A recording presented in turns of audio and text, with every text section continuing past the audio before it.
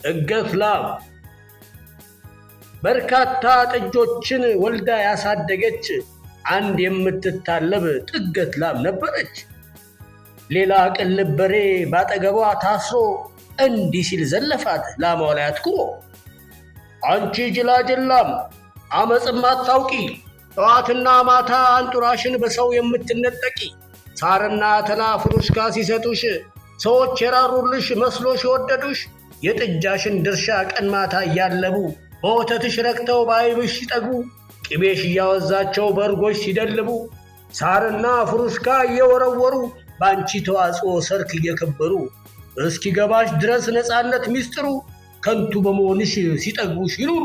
እኔ ልጅሽ ኮርማው ቀድሞ ስለነቃው አልፎ አልፎ እያረስኩኝ አንዳንዴ እየወቃው፣ በኃይሌ እየጎሸምኩ በቀንዴ እያጠቃው፣ ካንቺ እኩል ብበላም ለመከበር በቃው።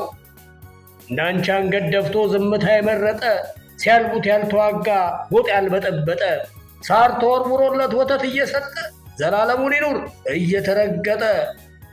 እኔ አምናው ልጅሽ የዘንድሮው በሬ በጉልበት በቀንዴ ራሴን አስከብሬ፣ ካንቺ እኩል ብበላም ካንቺ ይበልጥ አምሬ፣ በሻኛ ውበት አለሁ እስከ ዛሬ።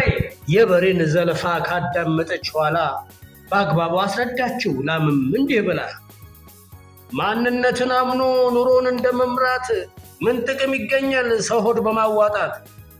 መቼም ቢሆን እኛን ሰዎች አልበደሉን፣ መጠለያ አጋርተው ካውሬ እየከለሉን፣ አግደው ጠብቀው አጭደው እያበሉን፣ መኖ እያጠገቡን ወተት ስጡ ቢሉን፣ ተፈጥሮን አዛብተው መች አጠፉት ሁሉን። ለሚመግበኝ እጅ ለቻለኝ ትከሻ፣ ለጠበቀኝ በትር ለጋረደኝ ጋሻ፣ ኮርማዎቼን ለዘር በሬዎቼን ለእርሻ፣ ጊደሬን ላዱኛ ስጋ ልብስም ቢሻ፣ ሁሉም ተፈጥሮውን ያርምመውን ያውቃል። አንዱ ይመግባል ሌላው ይጠብቃል።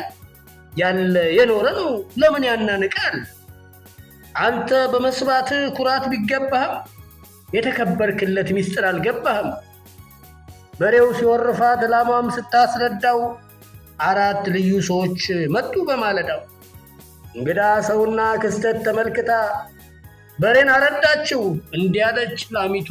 ከቅልብ በሬ አንተ ትልቅ ሰንጋ የተፈጥሮን ሚስጥር ውሉን ስትዘነጋ፣ አራት ሰዎች መጡ ሻኛህን ፍለጋ። አንዱ ሜንጦ ይዟል ሌላው ሾተል ካራ፣ ሁለት ሰዎች ገመድ አንደኛው ጠገራ። ላም ታለበች ብሎ በሬ ሲዘባበት ሾተልና ገመድ ጠገራ መጣል። ነገን የማያውቅ ሰው ለምን ይሸልላል? ታርዶ ከመበላት መታለብ ይሻላል፣ መታለብ ይሻላል። አያችሁ ልጆች፣ እንግዲህ ጥገት ላም ከሚለው ግጥም ላይ ምን ተማራችሁ? እንግዲህ የወለደችው ላሚቷ ወተት በመስጠቷ ለምን ብሎ የተናገራት በሬ ደግሞ ይኸው ቀኑ ደርሶ በሬ ካራጁ ይውላል እንደሚባለው ያሳደጉት ሰዎች አርደው ሊበሉት መጡ። ስለዚህ ባለን ነገር መኩራራት አይገባም። እሺ፣ የሰጡንን ማክበር እንደ ተፈጥሯችን መኖር አለብን ለማለት ነው። ከግጥሙ እንግዲህ ጥሩ ቁም ነገር እንደተማራችሁ ልጆች እናምናለን። እንግዲህ ይህንን ግጥም ደግሞ የላከልን ገጣሚ በለው ገበየው ነው። እናመሰግናለን ልጆች። በሉ በሌላ ግጥም እስከምንገናኝ ደህና ሁኑ ልጆች።